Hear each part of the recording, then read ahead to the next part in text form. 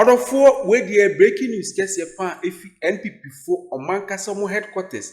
And I mentioned me in our bro, I will Ghanatube. Order 4, Obeka is and Chebia, and a Yanka say finance minister to force him. Okopimo parliamenta or the year 2026 budget. Edia break Ghana Funa, and Sama a woman, a good news gets your pan. Some of policies bimuna dia baniama bimo Bank of Ghana for omobeye chese VAT ni ade COVID-19 levy si ameno kasane ya abolish chese 2026 budget na finance minister dia bano emu ehwiam good news kese pan odofo na NPP for say omonti ase budget 2026 budget na ato forcing any NDC abayon mo de bae no minority NPP for more parliament no almost disappointment pan budget and ato forcing or they bread the good people of the Republic of Ghana for minority for say sa budget no disappointment kese pan the Ghana for nyina na ye nkontompo pan na budget no kra bia enim odofo where you breaking news kese pan NPP for catch concerning 2026 budget now to forcing or the bread Ghana for another 4 NPP for say disappointment pa crocodile the John pa na NDC for or modia brain or 4 Michael na ye go tin sema NPP for work concerning 2026 budget we remember is here Ghanatube call during the 2025 budget debate in Parliament. We in the minority told the minister that the government's revenue policies were unrealistic and they didn't listen to us. The data in the 2026 budget has, however, vindicated our stand. Total revenue and grants, as at the end of the third quarter, reported by the minister in the budget, provisionally amounted to 154.9 billion Ghana cedis. And this is against programmed amount of 162.6 billion Ghana cedis for the same period, a shortfall of 7.7 billion Ghana cedis. Similarly, domestic revenue for quarter 1 to quarter 3 was 153.9 billion Ghana cedis against programmed 160.7 billion Ghana cedis, a shortfall of 6.8 billion Ghana cedis, whilst tax revenue for the same period stood at 124.6 billion Ghana cedis against program tax revenue of 133.5 billion Ghana cedis, a significant shortfall of almost 9 billion Ghana cedis. In his budget speech, the minister lost the courage to admit for once that some of his expectations were not met. Particularly, revenue generation is one of the major components of the fiscal consolidation program the government is implementing. And for its importance, the minister should have been bold to concede that all is not well with the fiscal consolidation. This is why he had to forcefully underspend in productive sectors of the economy, a practice he now calls fiscal discipline. This year has been heavily associated with the sweeping of the accounts of various departments and agencies by the minister, including the accounts of the District Assembly's Common Fund. Almost 1.4 billion Ghana cedis swept from that account, a symptom of revenue failure, a phenomenon that made many government agencies not able to function during the year. It is not a crime to accept failure when the evidence is glaring, Mr. Minister. We must also note that the 2026 revenue measures are not realistic. I hope they will listen to us this time. The government expects revenue and grants to rise to 16.8% of GDP, driven by an 18.8% increase in non-oil tax revenue. These targets rely heavily on compliance and digitalization gains that historically materialize gradually. This is not realistic. Minister, these revenue projections are not realistic. And if revenues fall in 2026, as we have seen in 2025, 3 outcomes are likely. New taxes will be introduced in the year, like we saw with the increase in petroleum taxes in mid-2025. Accumulation of arrears or cuts to capital and social programs as they did in 2025. by cutting down spending on these budgeted programs. This revenue optimism may hide significant future fiscal stress, which we need to closely monitor. The minister, members of the press, also conveniently fails to mention the disastrous auction performance throughout 2025. Market participants have delivered a devastating verdict on the administration's economic management through their systematic avoidance of government securities. Out of 45 auctions conducted this year, an unprecedented 25 have failed outright, a failure rate exceeding 55%. That reveals not just market skepticism, but active rejection of government paper. Investors are voting with their feet and their capital, demonstrating a clear preference for short-term instruments over any long-term commitments to a government they no longer trust. It has created a vicious cycle.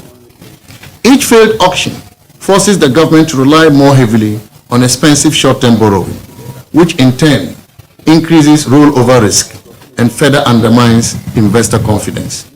The cumulative shortfalls of 17.5 billion Ghana cedis represent not just a financing gap, but a vote of no confidence in the government's ability to manage the economy sustainably. The stock market's reaction during this budget presentation week provides additional damning evidence of this confidence crisis. This week, the GSE Composite Index fell by 0.69%. In comparison, the Financial Stocks Index dropped by 0.12%, a decline that occurred precisely when the market should have been rallying on the government's supposedly positive economic news. This timing is no coincidence. It reflects sophisticated investors' assessment that the budget promises of this government lack credibility and implementation capacity. When more than half of the auctions in a single year fail, it is not the market that is broken. It is the government's credibility that has collapsed. Banks and financial institutions, traditionally the backbone of domestic financing, are increasingly reluctant to extend it to a government that cannot honor its commitments. This credit crunch cascades through the economy, starving productive sectors of necessary capital and perpetuating the cycle of economic stagnation. Beyond this, members of the press, the Bank of Ghana's approach to currency management reveals another dimension of the government's short-term thinking. Under the IMF's program's discipline framework, foreign exchange interventions were prudently limited to a sustainable level that balanced market support with the preservation of reserves. During the NPP administration, the IMF restricted the Bank of Ghana from intervening in the forex market heavily.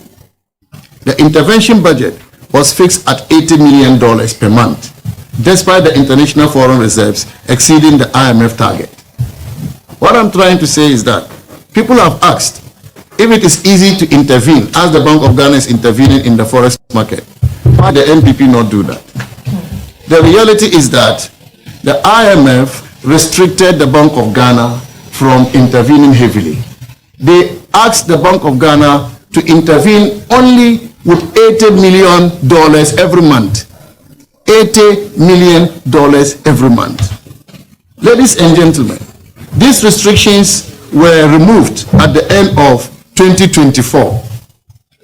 As a result of this, the new Bank of Ghana management and the government, when they came into office, started benefiting from the work they knew nothing about.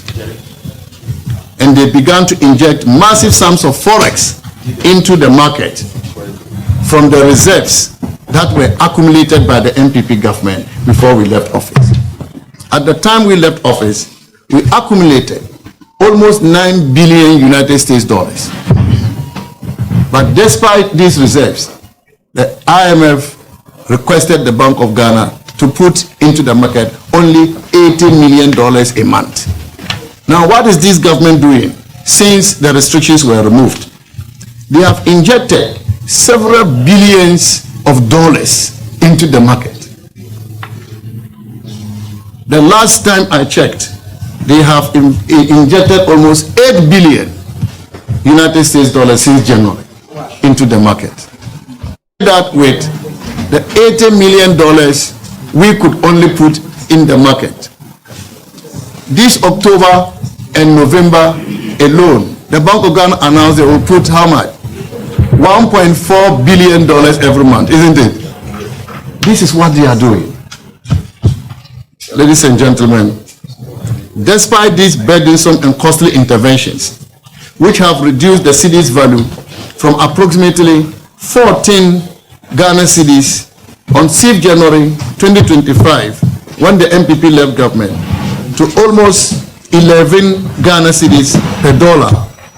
The gains they are making from this heavy intervention are disappointingly modest and fundamentally unsustainable. With the significant billions of dollars of interventions, we expected the rate to be around 8 cedis to $1. But the market's mutual response reveals a sophisticated understanding that currency strength cannot be purchased. It must be earned through sound economic fundamentals. Did it not prick your conscience when, in touting the government management of the cedi, the minister used the exchange rate for November 2024? The exchange rate for November 2024 of 16 Ghana cedis to $1 to show the unprecedented levels of appreciation in our local currency, instead of the rate of $14 cedis to the dollar on January 6, 2025. Did it not prick your conscience? Ladies and gentlemen, this propaganda management of the economy is becoming far too much at best. Merely repeating an untruth does not make it the truth. It is important to note that this futile exercise of heavy market interventions have put stress on international reserves, while the core structural weaknesses, that is, chronically low productivity, a natural forex surrender by exporters, and anemic export performance remain completely unaddressed. Instead, these resources have been squandered on a temporary cosmetic improvement that will inevitably reverse once intervention capacity is exhausted. We only wish the government held a measured long-term view. Instead, the governor appears more interested in grabbing headlines and projecting confidence in the economy that has not undergone any significant structural change under his tenure.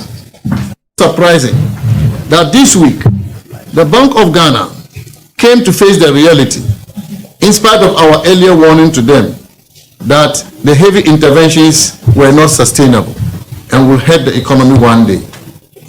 The Bank of Ghana has now issued a new framework, for the first time prepared with the IMF to guide its market intervention. For the first time, the bank has admitted that the appreciation has mainly been due to market intervention. Additionally, the Bank of Ghana has conceded that the approach to its market intervention was non-transparent and unsustainable, as it could jeopardize the reserves needed as buffer against international shocks if they continued with the huge interventions they did.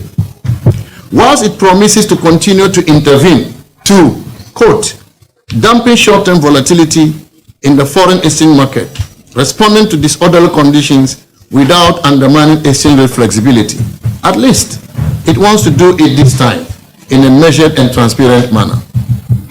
More importantly, the bank also concedes publicly for the first time that it has been relying on the NPP's gold purchase program, introduced by the former Vice President, Dr. Mahmoud Bawumia, under the government of President Nana Addo Dankwa Akufo-Addo, and is now emphatic that the gold purchase program will continue to be the anchor of its foreign exchange policy, a fact the NDC and its supporters have denied consistently. If you have not heard this yet, let me quote the Bank of Ghana from the statement it issued this week, and I quote, "The Bank of Ghana will intermediate FX flows in a market-neutral manner, using inflows from sources such as the gold purchase program or other export surrender requirements," unquote. This is what the Bank of Ghana has now admitted. Vindication, they say, is in the womb of time. But on the streets, we say, give time some time. The government has chosen the appearance of stability over genuine economic strength. We saw this reflected in the recent negotiations with organized labor, where the government claimed victory over inflation and celebrated economic stabilization. Yet, Ghanaian workers were robbed with another token increase in the base pay by 9% that fails to restore even a fraction of their lost purchasing power. You recall that the government increased the base pay for public workers for 2025 by 10%, a figure that was below inflation. Workers were asked to make sacrifices by His Excellency the President and promised better salaries once things improved. Workers lost real income as a result of this, because if you give them 10%, which was below inflation, they actually lost real income. We were expecting that with the much touted economic achievements announced by the minister, Ghanaian workers would have been given a decent increase in the base pay for 2026 to enable them recover the real income lost this year. Sadly, they have been insulted with an even lower increase of 9%. If you compare this with what the NPP did, you will see which party is sensitive to the plight of Ghanaians, as we increase the base pay consistently, culminating in even some 30% cumulative increase in the base pay in 2024. This is notwithstanding the fact that prices of many basic goods have not moderated. Is this an admission that a year on, they have still not improved the said conditions, which will warrant workers getting decent increase in the base pay, or an admission that they have just been deceiving organized labor? Despite moderating headline inflation, prices of many essential goods and services remain stubbornly elevated, a phenomenon economists refer to as downward price thickness. The cost of food, utilities, transportation, and basic household necessities continue to consume an even larger share of workers' salaries, and alarmingly, there is no long-term plan to address this issue by the ruling government. Ladies and gentlemen, real fiscal discipline stands in stark contrast to the government's current approach, which involve opportunistic spending cuts and accounting manipulations. Genuine fiscal responsibility requires a comprehensive framework that balances immediate stability with long-term growth imperatives. And I have some recommendations of what reforms this government should be implementing. They should implement a program that will require full and transparent execution of Parliament-approved capital budgets, with quarterly reporting on project milestones and expenditure patterns. Comprehensive broadening of the revenue base through progressive taxation and formalization initiatives. We are not asking for increase in taxation. We are asking for the implementation of progressive taxation and formalizing initiatives which will reduce the dangerous dependence on volatile short-term financing. Strategic lengthening of domestic debt maturities to reduce rollover stress and create space for productive private sector credit.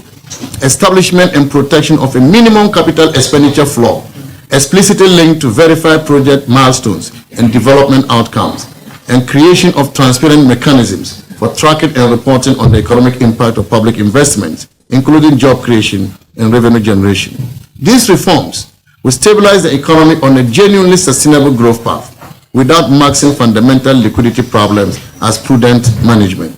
Members of the press, by systematically underspending the investment budget that Parliament approved for 2025, Ghana has made itself approximately $469 million poorer in 2025 alone, and permanently lost future growth capacity, creating an illusion of fiscal prudence built entirely on postponed progress and abandoned promise. The government has made a conscious choice to trade tomorrow's economic output for today's accounting optics, creating a growthless, jobless economy that has spectacularly failed to deliver on its core promises of transformation and prosperity to the people of Ghana. The current lower levels of inflation has rather imposed enormous strain on the people of Ghana, because the government did not address inflation from the supply side. The demand side approach to inflation has ensured suppressed aggregate demand. The Bank of Ghana, for example, has admitted that as of August 2025, they had withdrawn 60 billion Ghana cedis from the market to control inflation. 60 billion Ghana cedis, the Bank of Ghana withdrew from the market just to control inflation. This obviously comes at a cost, whilst the withdrawal of liquidity dried up the pockets of Ghanaians. Farmers across the nation, from Techiman to Tamale, Ho, and many other parts of Ghana. If I don't call your town, forgive me. These farmers cannot sell their produce as demand has evaporated. Traders from Makola to Kejetia complain people are not buying their goods. In fact, let me remind traders across the country that this coming Christmas, if you don't sell to your expectation, know that it is because the NDC government has withdrawn 60 billion Ghana cedis from the market just to achieve a single-digit inflation and impoverish you. Other four, when breaking news are better, if NPP for Akachi on headquarters, Pam, Nina say, at forcing, need 2026 budget, not the buy, no, or more for so, almost see a disappointment, Pam, I demand the good people of the Republic of Ghana. One person much say, budget no empty, she knew a contompo sem, and I at forcing other bread Ghana food in Anteno, and Yano cray, and 7 of the kind in and Yano cray, na NDC phone, a cocker the John, or Moya Ghana food in Anu, or Mudio Margin, and in Nam Ghana phone, and I just say, on person would die dying, and I just say, a bit looky as if say, or Muya Bibia man, so no more yeshi, or 4 way, and the HS breaking news about to JF NPP for catching a message Kessia, almost so model comma NDC are buying a year finance minister and in the 2026 budget not the buying now. John Dramani Mahama will be a chefa a year Bank of Ghana, more reply Bank of Ghana 4 year pan, Sikana dear for Munsem, Sika Modio Munsaka in a Bank of Ghana 4 so a reply Kessia NDP for Edemo Munina, no Nina, so Ababe Pimo, Miss Beginning in a bro, Ghana to the 4 aha. And I made it in some na a fee NPP for catching in ABC. I will Ghana to the former December like it. Now, subscribe no share my notification board so my son a bear. I bring you a BB breaking news here. When you need a pan watch me tell me for aha. And I made it in 7 in ABC. I'll Ghana to sort of 4. But come in now, but I will not be brave.